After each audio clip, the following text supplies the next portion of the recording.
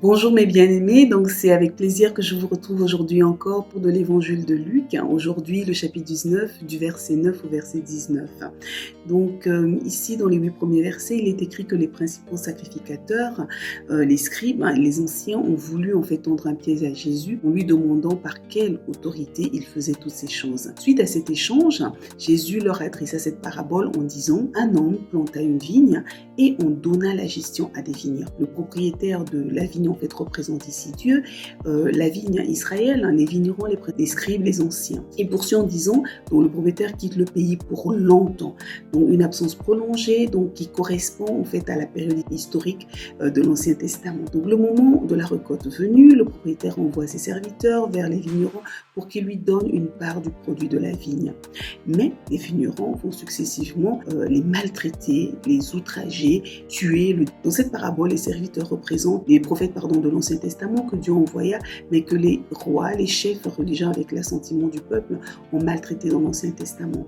Par exemple, selon la tradition, le prophète Ésaïe fut scié en deux, Jérémie fut constamment maltraité puis lapidé, puis le propriétaire envoya son fils en disant: peut-être les vignerons auront du respect pour mon fils, mais voyant le fils, les vignerons dirent: oh, voici l'héritier, tuons-le, afin que l'héritage soit à nous. Le fils du propriétaire représente Jésus. Ainsi, cette parabole de Jésus dévoile en fait les intentions mauvaises qu'il y avait dans le cœur des sacrificateurs à son égard. Raison pour laquelle au verset 17, Jésus dit: la pierre qu'ont rejetée ceux qui bâtissaient est devenue la pierre principale de l'angle, c'est-à-dire la pierre angulaire. Or, la pierre angulaire est la plus importante dans une construction en pierre. L'élément fondamental de l'édifice, les bâtisseurs savent que cette pierre doit absolument être parfaite si on veut que tout l'édifice soit d'aplomb, c'est-à-dire qu'il soit droit et qu'il ne soit pas penché comme l'était la tour de Pise, par exemple en Italie. Et c'est Jésus, cette pierre angulaire que les chefs religieux ont rejetée.